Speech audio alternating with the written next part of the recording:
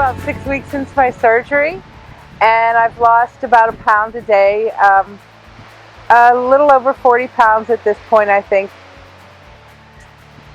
And it's really been an interesting ride so far. I didn't have much pain, which I was surprised with. I thought after the surgery that I would hurt a lot, but I really didn't. Like I had 6 pukas, 6 little holes, and they healed up really well. So that really wasn't a problem, and I didn't have much problem with that. I had a problem with getting enough water in. So I think one of the things that I needed to really focus on was how much water I had to drink. And it's a good thing that I was off for 3 weeks after the surgery, because I needed to get a routine together and figure out how much I could drink at how often I had to drink it.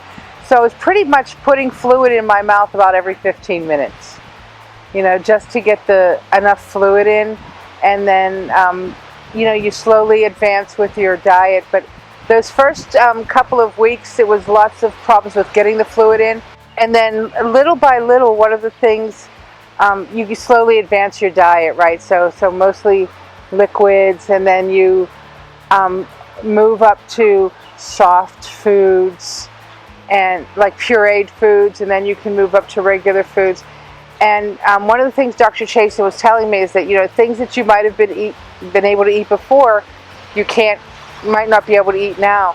But I haven't found anything that's bothered my stomach, luckily, or bothered my system. I'm able to eat. Of course, you don't eat more than the palm of your hand.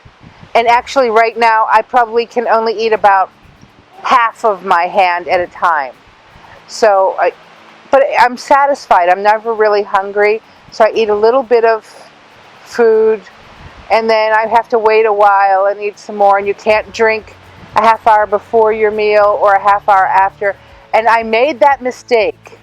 So I ate something that was salty this week. And then I had water right afterwards, and I had hiccups for like half an hour. So it was like, oh, okay, well, this is uncomfortable. I'm not going to do that again, right? And then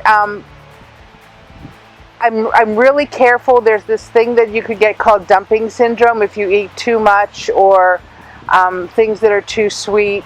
And so I am really careful about that because, I'm a chicken, right? I don't want to have anything that makes me uncomfortable. And but one thing I did do is I took a bite of something and I didn't chew it well enough. Like, you really have to chew your food well and take your time with it.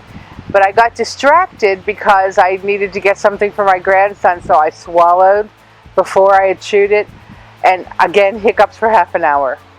And it hurt. That was probably worse than any other pain I had after the surgery, was this feeling like, oh, that really hurts because I ate something that was too big.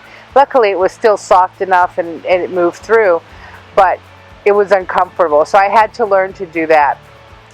I was just telling somebody that I don't even feel hungry. I don't feel hungry. I love the smell of the food. I mean, I love food, but I can appreciate it with a small bite.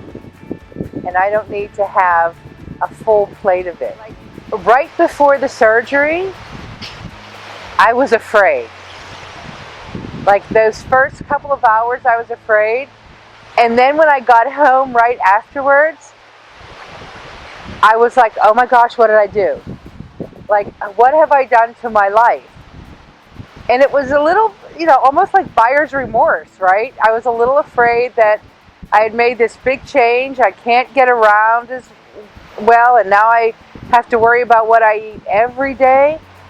But actually, I don't have to worry about what I eat every day. All I have to do is worry about making sure that I get enough to drink, and I can eat anything as long as I pay attention to how much protein there is in it, what the nutritional value is, and that's not hard to do. You learn a little bit, you figure out what's good for you, and I spent that 3 weeks off of work wisely, looking up recipes and figuring out